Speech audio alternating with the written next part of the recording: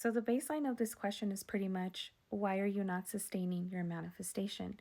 And the answer is quite simple, actually. It's because you forgot who you are. You forgot yourself as source, or you don't understand yourself as source.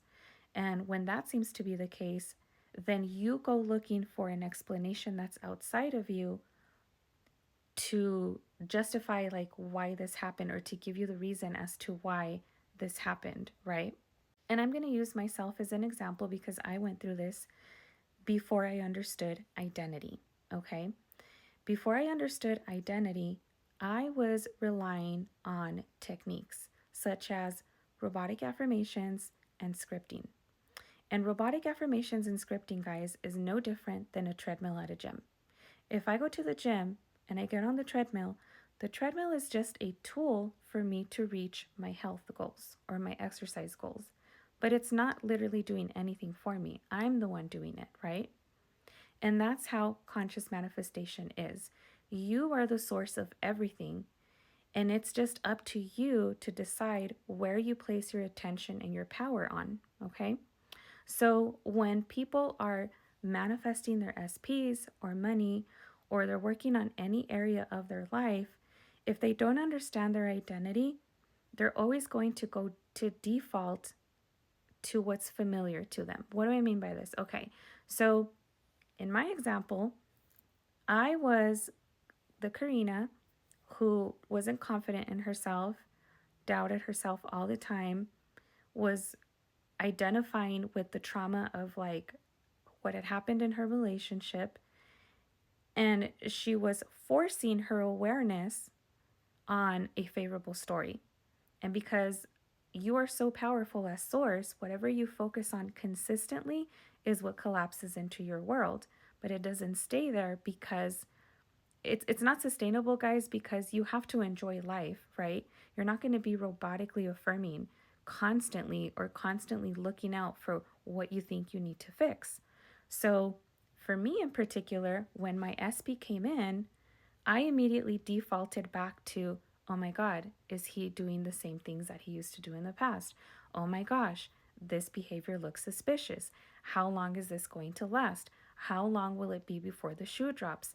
And what did he mean by this? And so my default was just this woman who had no trust in herself or in her SP and was in constant paranoia and looking out for what might or could go wrong.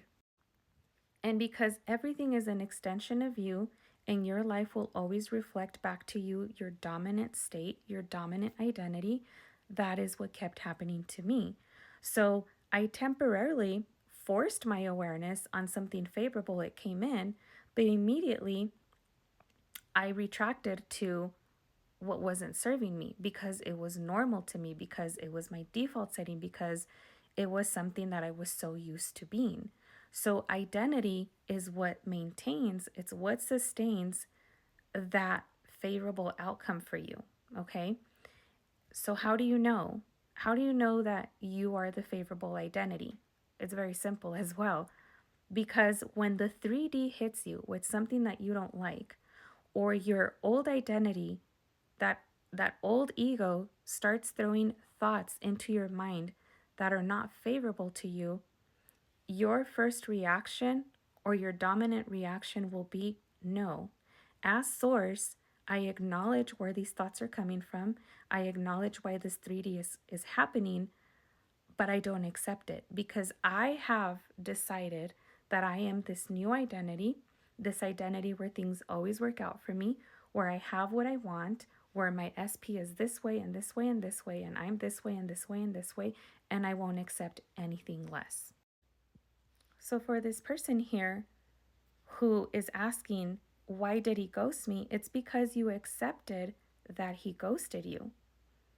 But it's okay because you have the now moment. And because you have the now moment, when that thought comes to mind of he ghosted me, you don't go into what did I do wrong? I wonder what's going on. I wonder what he's doing.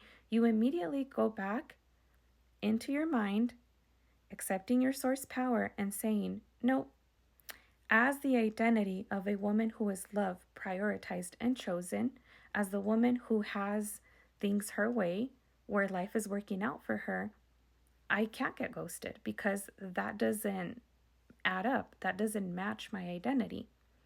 And so you stay in that knowing, and therefore your reality must collapse to match what you are saying, to what you are thinking, because again, everything is an extension of you, and everything is going to mirror you back. In Matthew 9:4, from the metaphysical explanation of scripture, it says, "Why do you think evil thoughts in your heart?" That is Christ asking that question, okay?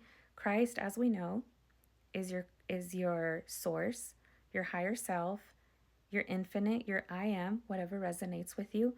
But it is source asking you, asking itself, which is the same thing. If you have free will, if you are the source of your life, if you are the only authority and the only thinker, why are you choosing evil thoughts? Why are you choosing to solidify yourself in an identity that is an identity of lack, an identity that doesn't serve you, that doesn't give you what you want? Why do you choose to see this SP that you love in bad light? Like, why do you keep choosing to see them as a jerk?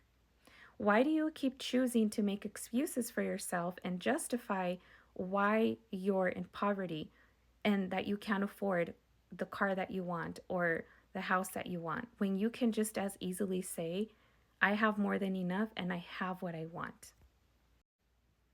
So remember, you only have the now moment.